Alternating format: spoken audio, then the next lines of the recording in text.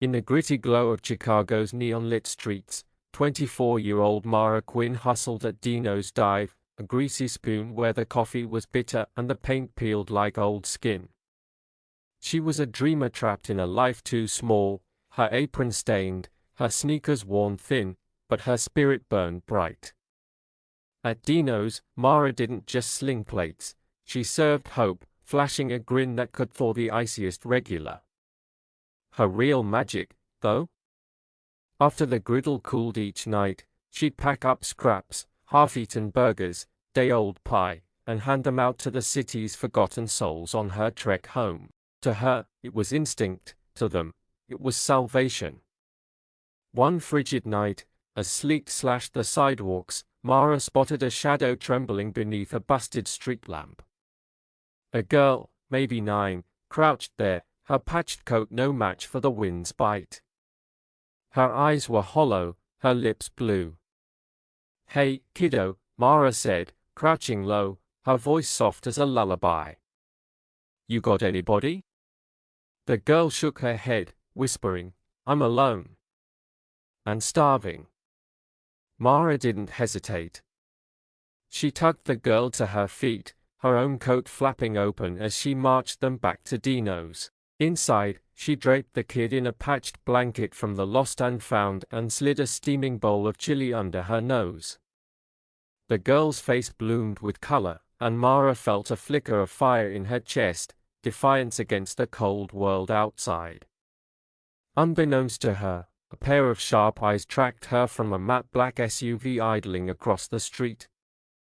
Victor Kane, tech titan, billionaire recluse, sat behind tinted glass, his jaw tight from a brutal day of boardroom wars.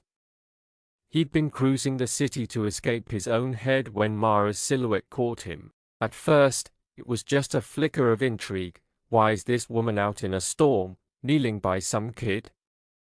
But as she hauled the girl to safety, her soaked hair whipping in the wind, something cracked inside him. This wasn't charity for show, it was raw, reckless heart. "Who is she?" he muttered, scribbling Dino's Dive on a napkin as he peeled away, the image of her seared into his mind. Days blurred for Mara. Double shifts bled into nights spent tutoring her little sister, Jazz, whose college fund rested on Mara's aching shoulders. She barely registered the girl she'd saved, though the kid's shy "thank you" echoed in her dreams. Meanwhile, Victor couldn't shake her. He had penthouses, private jets, a fortune that could buy empires, yet this woman, drenched and determined, haunted him. Her kindness wasn't polished or performative, it was a gut punch of real. He had to know her. One stormy evening, Victor strode into Dino's, his bespoke trench coat a stark contrast to the cracked vinyl booths. The bell clanged like a gunshot, and Mara, juggling a tray of meatloaf specials, glanced up. Her hair was a frizzy halo, but her smile hit like sunlight. "Welcome to Dino's. Grab a seat," she chirped, her voice a lifeline in the chaos. Victor slid into a corner, eyes tracing her as she worked miracles, coaxing a laugh from a grizzled trucker, slipping an extra roll to a broke college kid, checking on a loan and nursing his coffee. Every move screamed what he'd sensed that night. She was a rare kind of extraordinary. When his meal was done, Victor paid with a crisp 100, but as he stood, he tucked an envelope under his plate.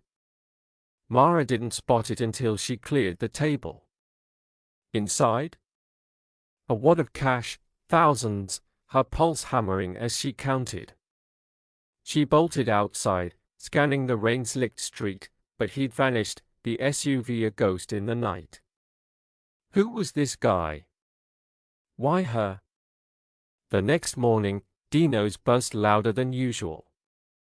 Mara tied her apron, still reeling from the mystery tip, when the door swung open. A man in a charcoal suit, tailored to kill, stepped in, his polished boots clicking like a metronome.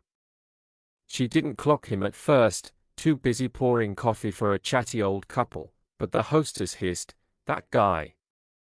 He wants you to wait on him." Mara turned, and their eyes locked, a jolt of déjà vu she couldn't place. He smirked, all charm and secrets. "Afternoon," she said, pen poised.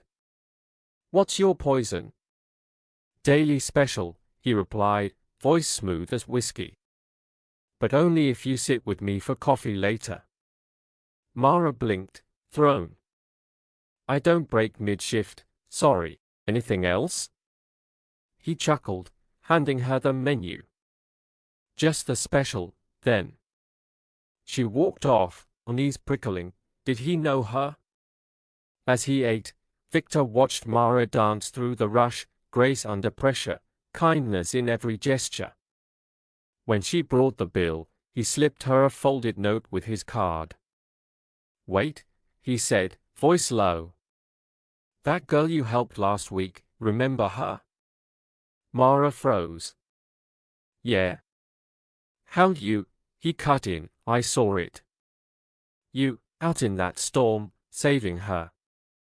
It stuck with me. Most people don't stop. You did." Her cheeks flared. "It's not a big deal. She needed help." "It's everything," he shot back, handing her the note. "Open it after I'm gone." She did.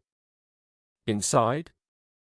A check for $75,000 and a scrawled line, "Your fire lit mine. Build the life you dream of, VK." Mara's knees buckled. She sprinted outside, but he was smoke, gone again. That night, in her cramped apartment, she stared at the check, torn between awe and doubt. It was too much, way too much, but no way to return it. Weeks later, the cash cleared her debts and fueled her vision, a cozy eatery where no one went hungry, rich or broke. Still, the mystery man gnawed at her. Then, one dusk, that black SUV rolled up as she walked home. The window dropped, and there he was, grinning like a rogue. "Caught you," he said. Mara gaped. "You again? Why me?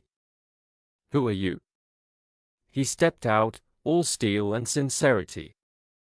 "Victor Kane, Kane Tech CEO. I saw you save that girl, and it hit me, years of chasing billions, and I'd never seen anything as real as you."